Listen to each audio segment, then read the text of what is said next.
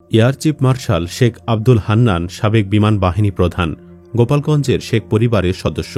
মাইলস্টোনের বিমান দুর্ঘটনার জন্য অন্যতম দায়ী এই কুলাঙ্গার। গোপালগঞ্জের এই ফ্যাসিবাদের দোষর দুর্নীতিবাজ বদমাইশ বিমান বাহিনীকে সংস্কারের নামে ধ্বংস করে দিয়েছে। বাহিনী প্রধান থাকাকালে হান্নানের হাত ধরে 4 বছরে প্রায় 12,000 কোটি টাকা লোপাট হয়, যার প্রায় 3,000 কোটি টাকা যায় শেখ হান্নানের পকেটে। পুরাতন বিমানগুলিকে দায়সারাভাবে মেরামত করে সেইগুলি দিয়ে চলছে নাম কাওয়াস্তে প্রশিক্ষণ। অত্যাধুনিক ফাইটার কিনতে বারবার গড়িমসি করে দেশের আকাশ প্রতিরক্ষা ব্যবস্থাকে হুমকির মুখে ফেলে হান্নান। কোন খাতে কত টাকা মেরেছে হান্নান, বর্তমান কোথায় লুকিয়ে আছে এই বদমায়েশ, চলুন বিস্তারিত জেনে নেওয়া যাক। শেখ আব্দুল হান্নান ছিলেন বাংলাদেশের 16তম বিমান বাহিনী প্রধান। 2021 সালে 12 জুন থেকে 4 বছর তিনি বিমান বাহিনীর প্রধান হিসেবে দায়িত্ব পালন করেন। বিমান বাহিনীতে বাৎসরিক বাজেট প্রায় 4,000 কোটি টাকা। 4 বছরে বিমান বাহিনীর বাজেট ছিল প্রায় 16,000 কোটি টাকা। তিনি এই 4 বছরে প্রায় 3,000 কোটি টাকা দুর্নীতির মাধ্যমে হাতিয়ে নিয়েছেন, যা বিমান বাহিনীর 4 বছরের বাজেটের 25%। এছাড়াও তিনি এই সময়ে 18টি ব্যবহার উপযোগী স্থাপনা ভেঙে পুনর্নির্মাণ করেছেন। শুধু তাই নয়, দুবাই, কানাডা এবং যুক্তরাষ্ট্রে মানি লন্ডারিং করেছেন বলে তার বিরুদ্ধে অভিযোগ এসেছে।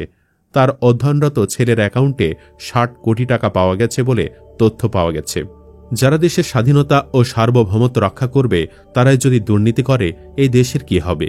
এটি দেশের জন্য ভয়াবহ দুঃসংবাদ। দুর্নীতির অভিযোগে সাবেক বিমান বাহিনীর প্রধান শেখ আব্দুল হান্নানকে সপরিবারে দেশ ত্যাগে নিষেধাজ্ঞা দিয়েছে আদালত। হান্নানের সঙ্গে তার স্ত্রী তাহমিদা বেগম, ছেলে শেখ লাবিব হান্নান এবং মেয়ে সানজিদা আক্তারের বিদেশ গমনেও নিষেধাজ্ঞা জারি করেছেন আদালত। দুদকের আবেদনের প্রেক্ষিতে 5 মে ঢাকার মেট্রোপলিটন সিনিয়র স্পেশাল জজ মোহাম্মদ জাকির হোসেন গালিবের আদালত এই আদেশ দেন। এদিন দুদকের পক্ষে সংস্থাটির উপপরিচালক তানজির হাসিব সরকার তাদের দেশ থেকে নিষেধাজ্ঞা চেয়ে আবেদন করেন। আবেদনে বলা হয়, সাবেক বিমান বাহিনী প্রধান আব্দুল হান্নানের বিরুদ্ধে ক্ষমতার অপব্যবহার, রাষ্ট্রীয় অর্থের ক্ষতিসাধন, ঘুষ গ্রহণ, নিয়োগ বাণিজ্য, বিভিন্ন অনিয়ম ও দুর্নীতির মাধ্যমে অর্থ আত্মসাৎপূর্বক বিদেশে অর্থ পাচারসহ নিজ নামে ও তার স্বার্থ সংশ্লিষ্ট অন্যান্য সদস্যদের নামে জ্ঞাত আয় বহির্ভূত সম্পদ অর্জনের অভিযোগের সুষ্ঠু অনুসন্ধানের স্বার্থে অনুসন্ধান টিম গঠন করা হয়েছে। বিশ্বস্ত সূত্রে জানা যায়, শেখ আব্দুল হান্নান ও তার পরিবারের অন্যান্য সদস্যরা দেশ ত্যাগ করার চেষ্টা করছেন। তাই সুষ্ঠু অনুসন্ধানের স্বার্থে শেখ আব্দুল হান্নান ও তার স্বার্থ সংশ্লিষ্ট ব্যক্তিদের বিদেশ গমন রহিত করা আবশ্যক। এর 2 দিন পর বিমান বাহিনীর সাবেক প্রধান এয়ার মার্শাল শেখ আব্দুল হান্নানের কয়েকটি ফ্ল্যাট ও জমি ক্রোকের আদেশ দেন আদালত। একই সঙ্গে আদালত তার 6টি ব্যাংক হিসাব অবরুদ্ধ করার আদেশ দেন। দুর্নীতি দমন কমিশনের আবেদনের পরিপ্রেক্ষিতে ঢাকা মহানগরের জ্যেষ্ঠ বিশেষ জজ মোহাম্মদ জাকির হোসেন এ আদেশ দেন। অভিযোগ আছে, তার 2 স্ত্রীর নামে তিনি গুলশানে প্রায় 40 কোটি টাকা দিয়ে ফ্ল্যাট কিনেছেন। তার দ্বিতীয় স্ত্রী একজন বিমানবালা। তার মাধ্যমে তিনি দুবাই, কানাডা এবং যুক্তরাষ্ট্রে মানি লন্ডারিং করেছেন বলে অভিযোগ এসেছে। এখনও তিনি দেশেই লুকিয়ে আছেন বলে জানা যাচ্ছে, কিন্তু তাকে কেন গ্রেফতার করা হয়নি সেটি অনেক বড় ধোঁয়াশার বিষয়। আব্দুল হান্নানের মতো বদমায়েশরা বিমান বাহিনীতে ছিলেন বলেই এত দুর্নীতি। আব্দুল হান্নানের মতো বদমায়েশরা বিমান বাহিনীতে ছিলেন, আজও বাংলাদেশ বিমান বাহিনী আধুনিক হতে পারেনি। আব্দুল হান্নানের মতো বদমায়েশরা বিমান বাহিনীতে ছিলেন বলেই মাইলস্টোনে বিমান দুর্ঘটনা ঘটেছে।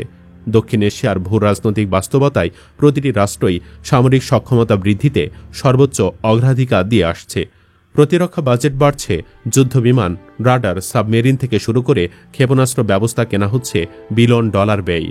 বড় ধরনের এসব সমরাস্ত্র ক্রয়ের প্রায় অধিকাংশ ঘটনাতেই উঠে আসে বিতর্ক ও আর্থিক কেলেঙ্কারির খবর। সমরাস্ত্র কেনার এই খাতটিতে দুর্নীতির অভিযোগ ও বিতর্ক পিছু ছাড়েনি বাংলাদেশেও। অভিযোগ রয়েছে, 1982 সালে ক্ষমতা দখলের পরপরই রাডার মূল্যায়ন কমিটির সুপারিশ উপেক্ষা করে ফ্রান্সের CMF এর বদলে যুক্তরাষ্ট্রের ওয়েস্টিং হাউস কোম্পানির রাডার কেনেন প্রয়াত স্বৈরশাসক হোসেন মোহাম্মদ এরশাদ। 1999 সালে আওয়ামী লীগের শাসনামলে MiG-29 যুদ্ধবিমান ক্রয়ের ক্ষেত্রে অভিযোগ উঠেছিল আর্থিক কেলেঙ্কারির। বিশ্লেষকরা বলছেন, সাধারণত সামরিক খাতে কেনাকাটাগুলো অধিকাংশ সময়ে জাতীয় নিরাপত্তার স্বার্থে গোপন রাখা হয়। এর সুযোগে সেখানে যুক্ত হয় রাজনৈতিক প্রভাব, প্রবেশ করে অনিয়ম ও দুর্নীতি। ক্রয় ও কমিশনের জটিলতা অনেক সময় দুর্নীতির আশ্রয়স্থল হয়ে ওঠে। 1992 সালের 4 মে তৎকালীন দুর্নীতি দমন ব্যুরো একটি মামলা করে। অভিযোগে বলা হয় 1981 সালের রাডার মূল্যায়ন কমিটি ফ্রান্সের CSF থেকে রাডার কেনার সুপারিশ করে। কিন্তু 1982 সালে ক্ষমতা দখলের কিছুদিন পর হুসেন মোহাম্মদ এরশাদ ও কয়েকজন সামরিক কর্মকর্তা মূল্যায়ন কমিটির সুপারিশ উপেক্ষা করে ফ্রান্সের CSF এর বদলে যুক্তরাষ্ট্রের ওয়েস্টিং হাউস কোম্পানি রাডার কেনেন, যার ফলে সরকার 64 কোটি 4,42,000 টাকার ক্ষতির মুখে পড়ে। 1994 সালে চার্জশিট, 1995 সালে অভিযোগ গঠন হয়। দীর্ঘ বিচার প্রক্রিয়া শেষে 2017 সালে আদালত এরশাদ সহ সবাইকে খালাস দেন। 1999 সালে আওয়ামী লীগ সরকারের আমলে রাশিয়া থেকে MiG-29 যুদ্ধ বিমান কেনা নিয়ে আরেকটি মামলা হয় 2001 সালে। তৎকালীন বিএনপি নেতৃত্বে জোট সরকার শেখ হাসিনা সহ 7 জনের বিরুদ্ধে অভিযোগ তোলে যে তারা অস্বচ্ছ প্রক্রিয়ায় যুদ্ধ বিমান কিনে রাষ্ট্রীয় অর্থের অপচয় করেছেন। পরে 2010 সালে হাইকোর্ট শেখ হাসিনাকে অব্যাহতি দেন। 2011 সালে ঢাকার বিভাগীয় বিশেষ জজ আদালত বাকি আসামিদেরও খালাস দেন। এ মামলার অন্যতম আসামি ছিলেন বিমান বাহিনীর সাবেক প্রধান জামাল উদ্দিন আহমেদ ও সাবেক প্রতিরক্ষা সচিব Yusuf Hossain. Foundation for strategic and development স্টাডিজের চেয়ারম্যান মেজর জেনারেল অবসরপ্রাপ্ত ফজলে এলাহি আকবরের মতে এসব কেলেঙ্কারির মূল উৎস রাজনৈতিক প্রভাব। তিনি বলেন, যে কোনো প্রসেসে দুর্নীতি রাজনৈতিক পর্যায় থেকে শুরু হয়। রাজনৈতিক ব্যক্তিদের সহযোগিতা ছাড়া এমন দুর্নীতি সম্ভব নয়। তাদের প্রভাবের কারণে 1 টাকার জিনিস 10 টাকায় কিনতে হয়। তার মতে কমিশনের বিষয়টি নিয়ে আন্তর্জাতিকভাবে কিছু নির্ধারিত মান থাকতে পারে, তবে বাস্তবে দেখা যায় 100 টাকার জিনিস 250 টাকায় কেনা হচ্ছে, যা কোনোভাবেই গ্রহণযোগ্য নয়। তিনি আরও বলেন, দুর্নীতি শুধু সামরিক খাতে সীমাবদ্ধ নয়, বরং দেশে এক প্রকার প্রথাগত দুর্নীতির সংস্কৃতি গড়ে উঠেছে। গত 15 বছরে যেমন আমাদের দেশে মেগা প্রকল্প মানে যেন মেগা দুর্নীতি ছিল, বিশেষ করে প্রতিরক্ষা খাতে যে অতিরিক্ত গোপনীয়তা বজায় রাখা হয় সেটাও দুর্নীতির সুযোগ বাড়িয়ে দেয় বলে মনে করেন তিনি। তার কথায়, যখন দেশের স্বার্থে অস্ত্র কেনা হবে তখন টেকনিক্যাল বিষয়গুলো ছাড়া কি কিনছি, কত টাকায় কিনছি, এসব বিষয়ে গোপনীয়তার দরকার নেই। স্বচ্ছতা থাকলে দুর্নীতি কমবে। উল্লেখ্য, রাজধানীর উত্তরা দিয়াবাড়ি এলাকায় মাইলস্টোন স্কুল অ্যান্ড কলেজে বিমান বিধ্বস্তে 32 জন প্রাণ হারিয়েছেন। বিধ্বস্ত ভবনটির যে জায়গাটিতে বিমানটি আশ্রে পড়ে সেটি ছিল একটি দোতলা ভবন। নিচতলার মাটি ঘেঁষে আশ্রে পড়েছিল বিমানটি। শিক্ষকরা জানান, দোতলা এ ভবনে 12টি শ্রেণীকক্ষ ছিল। ওই শ্রেণীকক্ষে 3য় থেকে 8ম শ্রেণী পর্যন্ত শিক্ষার্থীদের ক্লাস অনুষ্ঠিত হতো। প্রতি ক্লাসে গড়ে 30 জন করে শিক্ষার্থী ক্লাস করত।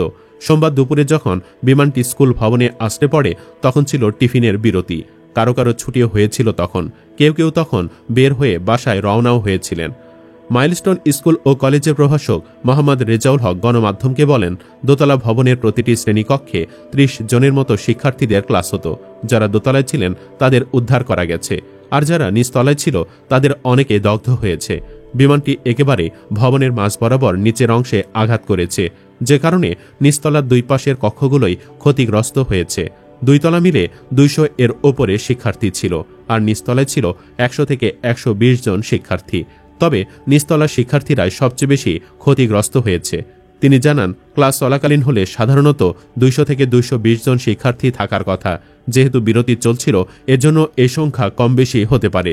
যদিও স্কুলটির পক্ষ থেকে এখন পর্যন্ত আহত বা নিহতদের সঠিক সংখ্যা এখনও প্রকাশ করা হয়নি। সুপ্রিয় দর্শক, আপনি কি চান আব্দুল হান্নানকে যেন গ্রেফতার করে জনসম্মুখে ফাঁসি দেওয়া হোক? কমেন্ট বক্সে জানিয়ে দিন আপনার মতামত। ভিডিও ভালো লাগলে লাইক দিন এবং শেয়ার করুন, আর অবশ্যই চ্যানেলটি সাবস্ক্রাইব করুন। ধন্যবাদ।